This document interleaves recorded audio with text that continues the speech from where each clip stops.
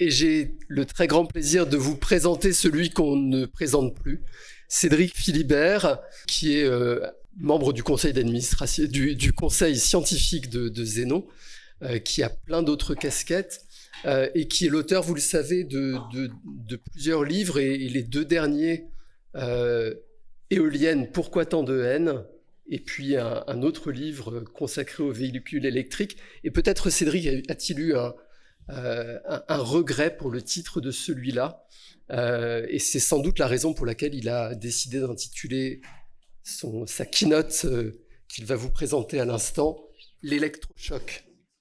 Merci beaucoup, Cédric. Merci Marc, bonjour à tous, et merci pour l'invitation. Au début, je ne vais pas vous parler ni d'électrique ni d'automobile, je vais vous parler de photos. Vous connaissez, même les plus jeunes d'entre vous, je pense, connaissent de nom Kodak. Kodak était au siècle dernier la compagnie qui vraiment était de très très loin dominante sur le domaine de la photographie argentique. En 1975, un ingénieur de chez Kodak invente la photographie numérique. Mais Kodak craint pour son business de photographe de pellicule et ne développe pas l'innovation. L'innovation est reprise par les Japonais qui inondent le marché d'appareils photo numériques. Plus tard, ils feront leur apparition dans les smartphones.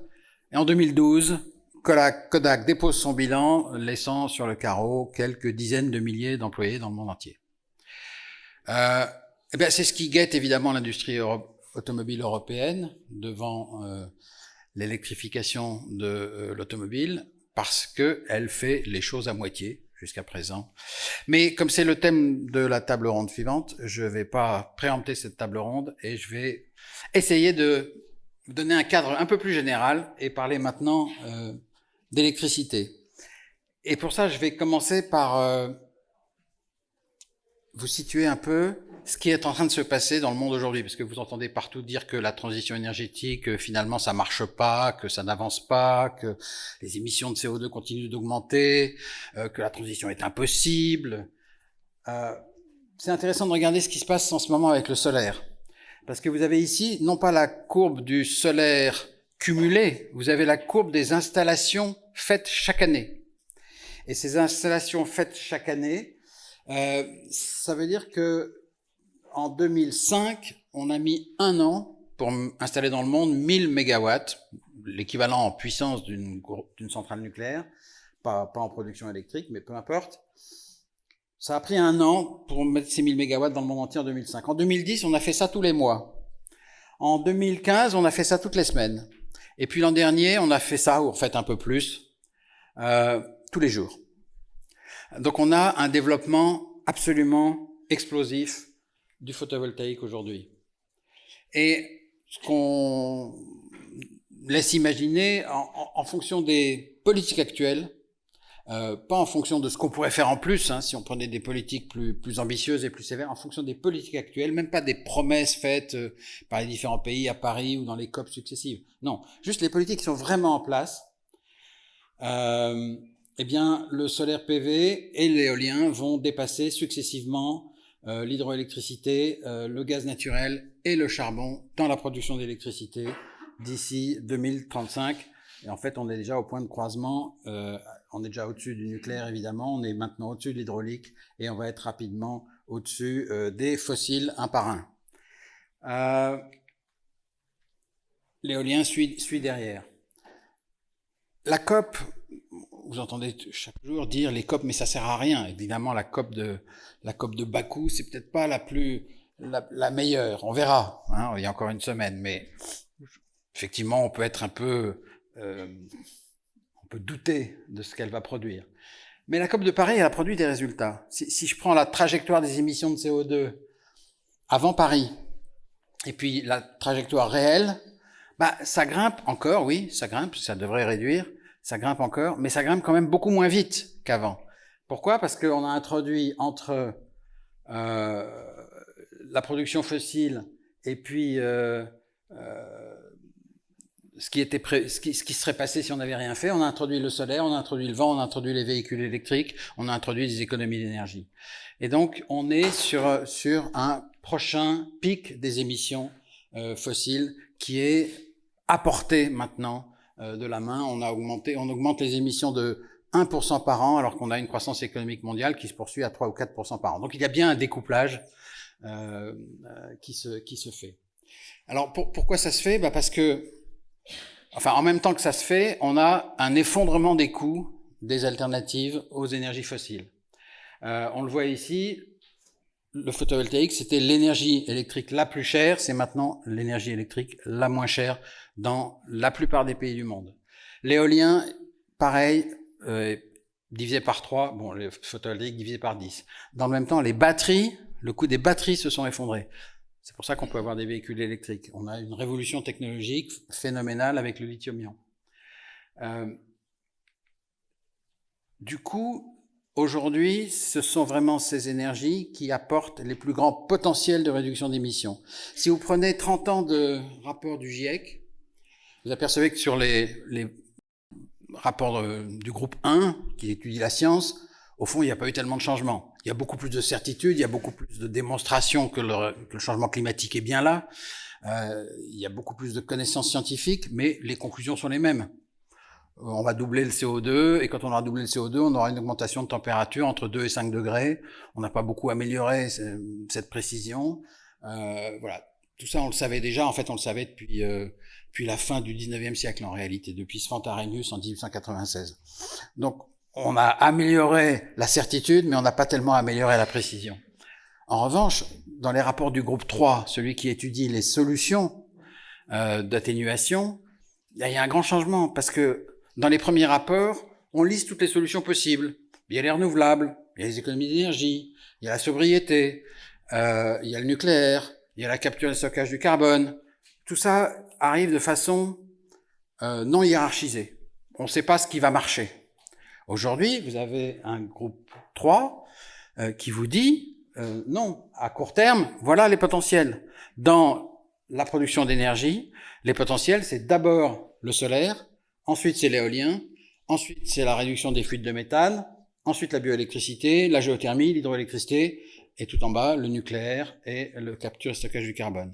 Et en plus, si on regarde les coûts et les couleurs, on s'aperçoit que les gros potentiels de réduction à coût nul, c'est-à-dire où il faut évidemment investir, il y a toujours le problème du upfront financing, mais ensuite, on a sur la durée de vie des équipements une solution qui est moins chère que la solution de référence, les fossiles qu'on remplace pour la production d'électricité.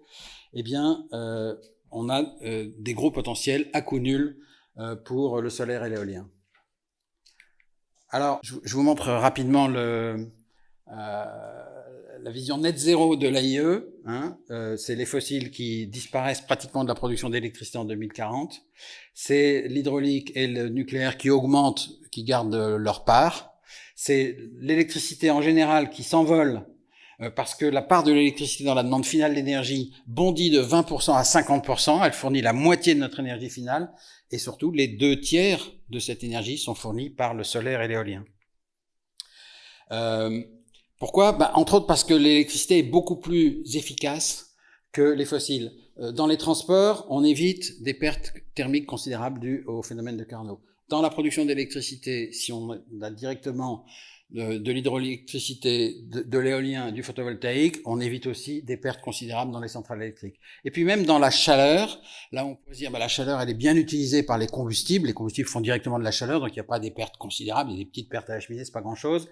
En fait avec les pompes à chaleur, en tout cas pour la chaleur basse température, eh bien on fait beaucoup mieux avec les pompes à chaleur parce que l'électricité permet d'apporter à l'intérieur les calories qui se trouvent à l'extérieur dans le milieu froid.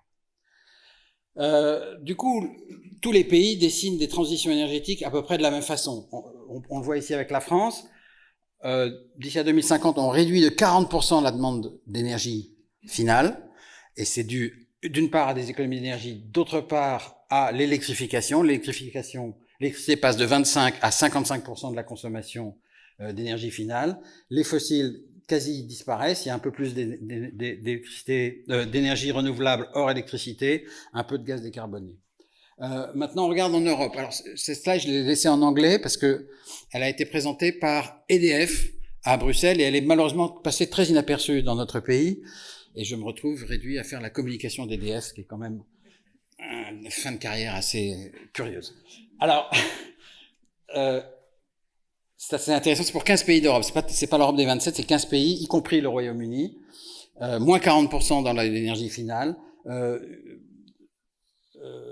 L'électricité qui passe de 21% à 57%, des énergies décarbonées, des molécules décarbonées pour le reste. Et puis, quand on regarde comment c'est fait, c'est intéressant aussi, parce que le nucléaire aujourd'hui c'est 25%, mais comme l'électricité, la demande, presque, elle double pratiquement, en multipliant par 1,8, ben en fait la part du nucléaire se réduit. Et c'est le principal producteur d'énergie nucléaire en Europe, en France, mais aussi en Italie, au Royaume-Uni, qui vous le dit, ça passe à 16% grâce à un énorme effort de développement du nucléaire. Sinon, ça régresserait encore beaucoup plus. Et qu'est-ce qui augmente? Parce que pendant ce temps, les fossiles disparaissent. Qu'est-ce qui augmente? C'est le solaire et l'éolien. Le solaire, 24%, l'éolien terrestre, 22%, l'éolien maritime, 22%. Au total, les énergies décarbonées, renouvelables, variables, que des bataillons de retraités d'EDF ne cessent de contester sur les réseaux sociaux, ça fournit 68% de l'électricité européenne en 2050. C'est absolument considérable. Quelques remarques encore. On nous dit le photovoltaïque, ça va pas, ça vient de Chine. Et alors, il y a des transports. Et alors, du coup, du transport, le bilan carbone s'effondre. Bah non, regardez ce que ça coûte.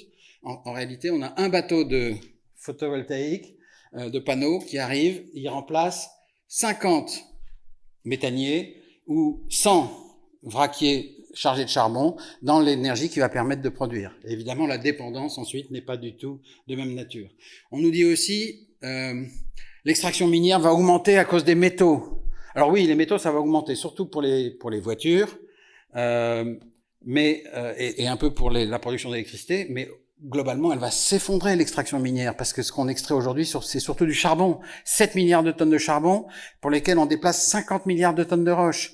On va jamais faire autant avec les métaux. L'extraction minière diminue dans la transition énergétique.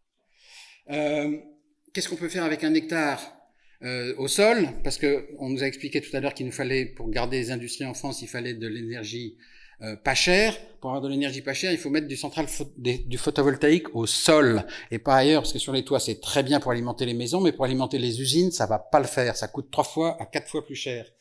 Alors regardons ce qui se passe au sol. Au sol, je fais 1 hectare de biocarburant, j'ai 3500 litres de bioéthanol, ça me permet de faire 42 600 km. Je fais du photovoltaïque, éventuellement de l'agrivoltaïsme avec des moutons. J'ai 17 kWh pour 100 km, ça me permet de faire 7 millions de kilomètres. Donc avec 1 hectare au sol, je fais 168 fois plus de kilomètres qu'avec 1 hectare de biocarburant. Et en France, on a 1 million d'hectares de biocarburant. Il faudrait qu'on ait 50 à 100 000 hectares pour faire du photovoltaïque. Voilà, je conclus. La transition énergétique, elle a commencé. C'est l'éolien et le solaire qui vont remplacer l'électricité, du gaz et du charbon. C'est les électrons qui vont remplacer les molécules. Et c'est l'énergie utile qui va remplacer les pertes considérables qu'il y a dans notre système.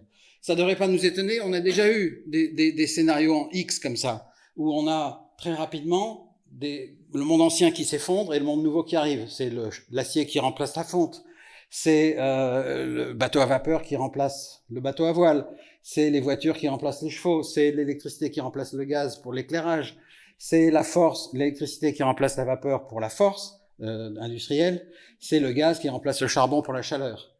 Et un autre exemple, c'est dans la voiture, c'est ici le matin de Pâques à New York en 1900, vous trouvez une voiture parmi que des voitures à cheval. 13 ans plus tard, vous cherchez péniblement une voiture à cheval parmi que des voitures, hélas, à essence de pétrole.